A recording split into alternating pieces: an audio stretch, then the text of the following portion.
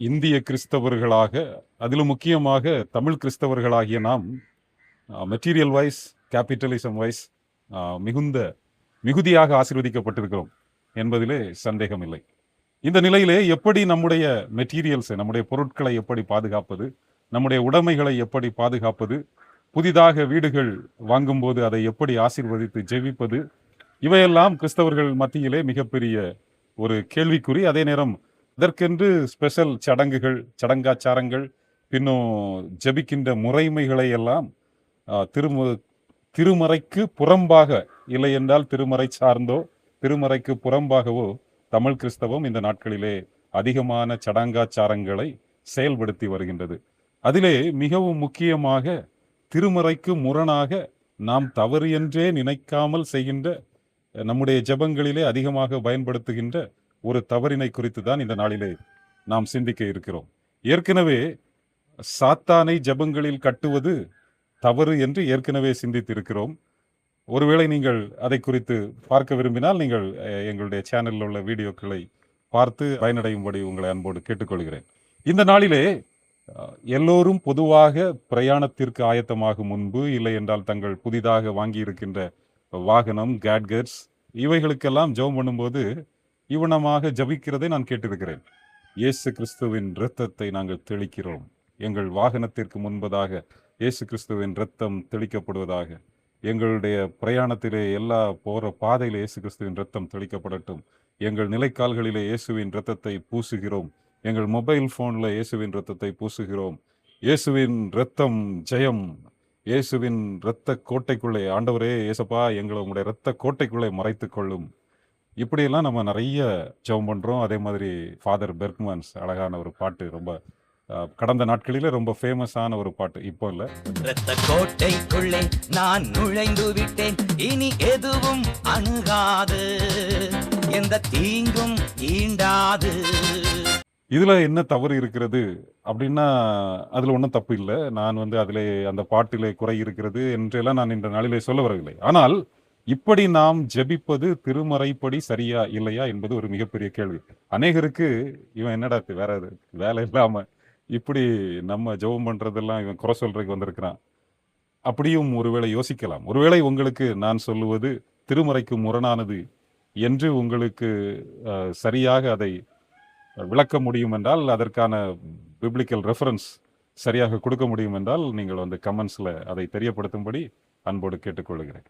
இப்பொழுது நாம் இந்த நாளிலே விசேஷமாக சிந்திக்க இருக்கின்ற காரியத்திற்கு வருவோம். அதாவது அநேகர் இப்பண்ணமாக ஜெபிக்கின்ற இந்த இரத்தத்தை நாங்கள் தெளிக்கிறோம். அப்படி இயேசு கிறிஸ்து நமக்கு ஜெபிக்க கற்றுத்தரவில்லை. ஆதி திருச்சபை அப்போஸ்தலர்கள், ஆதி சபையும் எங்கேயுமே இயேசு கிறிஸ்துவின் இரத்தத்தை நாங்கள் தெளிக்கிறோம், பூசுகிறோம் அப்படி என்று எங்கும் எந்த இடத்திலும் ஆதி திருச்சபை விசுவாசிகளோ அப்போஸ்தலர்களோ ஜெபித்ததாக ஆதி திருச்சபை வரலாற்றிலும் சொல்லப்படவில்லை, நிருபங்களிலும் சொல்லப்படவில்லை. இது ஒரு புறம் இருக்க, பின்னும் இப்படி ஜபிக்கின்ற ஒரு பழக்கம் இங்கே வந்திருக்கிறது என்ன என்றால், ஒன்று, நாம் பழைய ஏற்பாட்டிலே பஸ்கா பண்டிகையிலே யூதர்கள் கொண்டாடுகின்ற அந்த பஸ்காவிலே பஸ்கா ஆட்டின் இரத்தம் நிலைக்கால்களிலே பூசப்படுவதை நாம் கேள்விப்படுகிறோம். அதே போல வெளிப்படுத்தின விசேஷம் 12ஆம் அதிகாரம் 11வது வசனத்திலே ஆட்டுக்குட்டியின் இரத்தத்தினாலும் தங்கள் சாட்சியின் வசனத்தினாலும், ஆட்டுக்குட்டியின் இரத்தத்தினாலும் தங்கள் சாட்சியின் வசனத்தினாலும் பிசாசை ஜெயித்தார்கள் என்று வெளிப்படுத்தின விசேஷம் 12ஆம் அதிகாரம் 11வது வசனத்திலே வாசிக்கின்றோம்.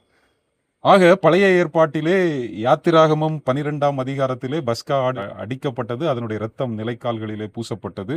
அப்பொழுது சங்கார தூதனிடமிருந்து இஸ்ரவேல் ஜனங்கள் காக்கப்பட்டார்கள். இயேசு கிறிஸ்துவினுடைய இரத்தத்தினாலே அநேக ஜனங்கள் தங்களை காத்து கொண்டார்கள் என்று வெளிப்படுத்தின விசேஷம் சொல்லுகிறது. அது சரியாகத்தானே இருக்கிறது. அப்படி என்றால் நாம் இயேசுவின் இரத்தத்தை நாமும் பூசலாமா? நாமும் இரத்தத்தை தெளிக்கலாமா? பின்னும் பேதுரு, பவுல் அப்போஸ்தலர்கள் சொல்லுகின்ற வேளையிலே இரத்தம் தெளிக்கப்படுதலுக்கு, இயேசு கிறிஸ்துவின் இரத்தம் தெளிக்கப்படுகிறதற்கு என்று 1 பேதுரு 1:2 மற்றும் எபிரேயர் 12ஆம் அதிகாரம் 24ஆம் வசனங்களிலும் நாம் பார்க்கிறோம். அப்போ இங்கேயும் இரத்தம் தெளிக்கப்படுதல் வருகிறது. அங்கே இயேசு கிறிஸ்துவின் ஆட்டுக்குட்டியின் இரத்தத்தினால் அவர்கள் ஜெயித்தார்கள் என்று சொல்லப்படுகிறது. எனவே அதை அப்படி ஜெபிப்பதிலே என்ன தவறு என்று ஒருவேளை நாம் கேட்கலாம். புதிய உடன்படிக்கையின்படி நாம் அதற்கு இயேசு கிறிஸ்துவின் நாமத்தினாலே ஜெபிக்க தான் இயேசு சொல்லி இருக்கிறார். மீண்டும் மீண்டும் யோவான் 15ஆம் அதிகாரத்திலே இயேசு கிறிஸ்து மீண்டும் மீண்டும் சொல்வதை பார்க்கலாம். என் நாமத்தினாலே, என் நாமத்தினாலே, என் நாமத்தினாலே, இயேசு கிறிஸ்துவின் நாமத்தினாலே, வானத்திலும் பூமியிலும் மேலான நாமம், வல்லமையுள்ள நாமம். அந்த வல்லமையுள்ள நாமத்தினாலே நாம் ஜெபிக்க வேண்டும் என்று நமக்கு கட்டளையிடப்பட்டிருக்கிறது. இப்படி இருக்க நாம் அதற்கு முரணாக ஏன் இரத்தம் தெளித்து ஜெபிக்க வேண்டும்? அப்படியானால் இங்கே ஏன் இரத்தம் தெளிக்க அழைக்கப்பட்டிருக்கிறோம்?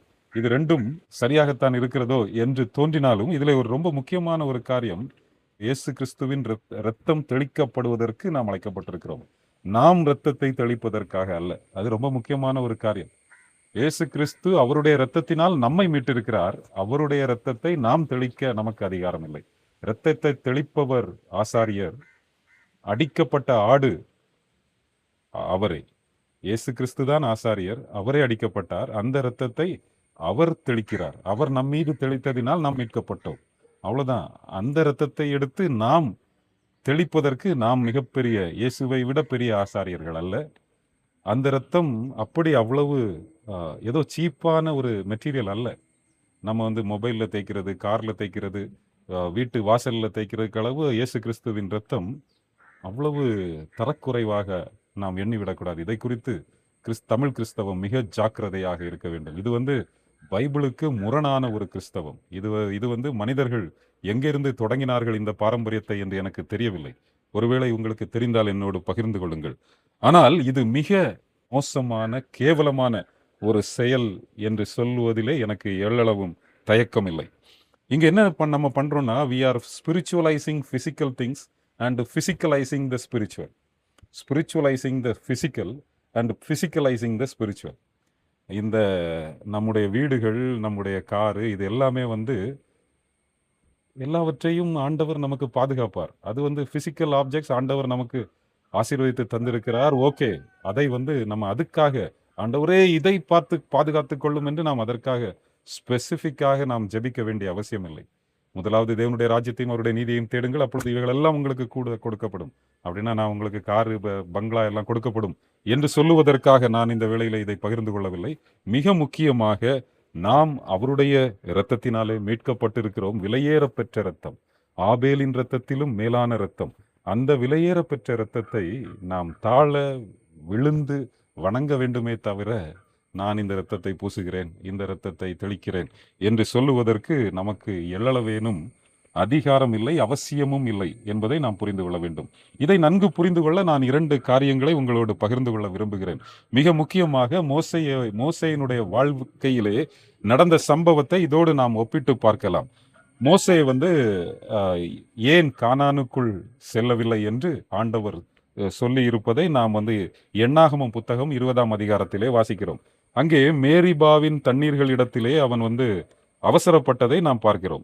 எண்ணாகமம் 20ஆம் அதிகாரம் 12வது வசனத்திலே கர்த்தர் மோசேயையும் ஆரோனையும் நோக்கி, இஸ்ரவேல் புத்திரரின் கண்களுக்கு முன்பாக என்னை பரிசுத்தம் பண்ணும்படி நீங்கள் என்னை விசுவாசியாமற் போனபடியினால் இந்த சபையாருக்கு நான் கொடுத்த தேசத்துக்குள் நீங்கள் அவர்களை கொண்டு போவதில்லை. என்ன நடந்தது? ஆண்டவர் சொல்றாரு, நீ கோலை எடுத்துக்கொண்டு நீயும் உன் சகோதரனாகிய ஆரோனும் சபையாரை கூடி வரச் செய்து அவர்கள் கண்களுக்கு முன்னே கண்மலையை பார்த்து பேசுங்கள், அப்பொழுது அது தன்னிடத்தில் உள்ள தண்ணீரை கொடுக்கும். கண்மலையை பார்த்து பேசு, அப்பொழுது அது தன்னிடத்தில் உள்ள தண்ணீரை கொடுக்கும். ஆனால் இவர்கள் தங்களுடைய பழக்கத்தினாலே, ஏற்கனவே அவங்க எப்படிதான் செய்திருக்காங்க, அந்த கண்மலையை அடித்திருக்கிறார்கள். இப்பொழுது மீண்டும் அவர்கள் சென்று பேச ஆண்டவர் சொல்லி இருக்கிறார். ஆனால் மோசே சற்று மெய்மறந்து போனார், உணர்ச்சி வசப்பட்டு விட்டார், கோபப்பட்டு விட்டார், இரிட்டேட் ஆயிட்டாரு. என்ன செய்தாரு? ஆண்டவர் சொன்னதை அப்படியே கடைபிடிக்கவில்லை. ஆனால் அவர் என்ன செய்தாரு? ஒரு தரம் மாத்திரமல்ல, 2 தரம் அடித்தார் என்று சொல்லப்பட்டிருக்கிறது. எண்ணாகமம் 20:11 தன் கையை ஓங்கி கண்மலையை தன் கோலினால் 2 தரம் அடித்தான். உடனே தண்ணீர் ஏராளமாய் புறப்பட்டது. 2 தரம் அடித்தான், தண்ணீர் ஏராளமாய் புறப்பட்டது, எல்லோரும் குடித்தார்கள்.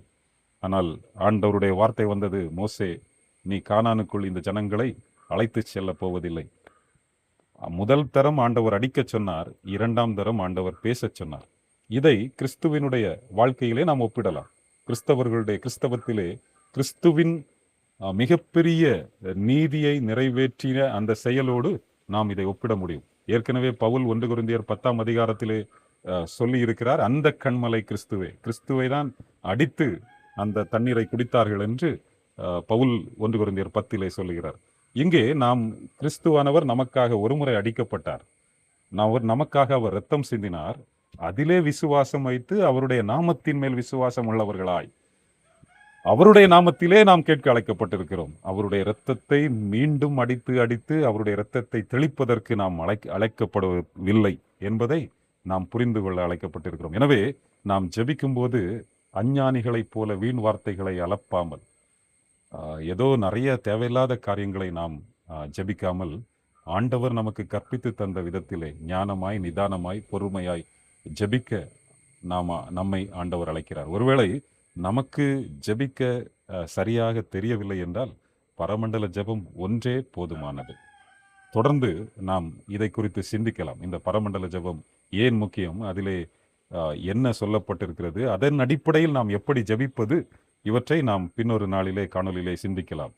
ஆனால் நாம் அதிகமாக ஏன் திருமறைக்கு முரணாக ஜெபித்துக் கொண்டிருக்கிறோம்? பிசாசை கட்டுகிறோம், இரத்தத்தை தெளிக்கிறோம், I want it right now என்று கர்த்தருக்கு ஆண்டவருக்கு ஆர்டர் போடுகிறோம். நம்ம விசுவாசத்தோடு ஆர்டர் போடலாம், இப்படியெல்லாம் நிறைய பேர் சொல்றாங்க. ஏன் இப்படி செய்கிறோம் என்றால், நாம் ஆண்டவர் நமக்கு தந்த கட்டளைக்கு முதலிடம் கொடுக்காமல், அவருடைய வார்த்தைகளுக்கு முதலிடம் கொடுக்காமல், நம்முடைய சிந்தனைகளுக்கு முதலிடம் கொடுக்க பழகி கொண்டிருக்கிறோம். மனிதர்களுடைய பாரம்பரியங்களுக்கு முக்கியத்துவம் கொடுக்கிறோம். ஒருவேளை சபைகள் சொல்லாத பாரம்பரியங்கள், தனி மனிதர்கள் உருவாக்குகின்ற பாரம்பரியங்கள், மிகப்பெரிய தலைவர்கள் என்று தங்களை சொல்லிக் கொள்ளுகின்ற தனி மனிதர்களின் பாரம்பரியங்கள், இவைகளையெல்லாம் நாம் அப்படியே ஃபாலோ பண்றோம். ஆனால் ஆண்டவர் நமக்கு கற்றுத்தந்த வார்த்தைக்கு கொடுக்க வேண்டிய முதலிடத்தை, முக்கியத்துவத்தை கொடுக்காததால் அவர் நம்மிடத்திலே என்ன எதிர்பார்க்கிறார் என்பதை குறித்து நாம் சிறிதேனும் அறிய விரும்பாதவர்களாய், சிறிதேனும் அறிந்து கொள்ள ஆவல் அற்றவர்களாய், நம்முடைய விருப்பங்களை மாத்திரம், நம்முடைய எண்ணங்களை மாத்திரம், நம்முடைய தேவைகளை மாத்திரம் முக்கியப்படுத்தி நம்முடைய ஜெபங்களிலே வாந்தி பண்ணுகிறோம், வாந்தியினால் நிரப்புகிறோம், ஆண்டவருடைய வார்த்தையினால் ஜெபிக்க தவறிவிடுகிறோம். இதை குறித்து ஜாக்கிரதையாக இருப்போம். கர்த்தர் கற்பித்து தந்தபடி ஜெபிக்க கற்றுக்கொள்ள ஆண்டவர் தாமே நமக்கு உதவி செய்வாராக. நன்றி, வணக்கம்.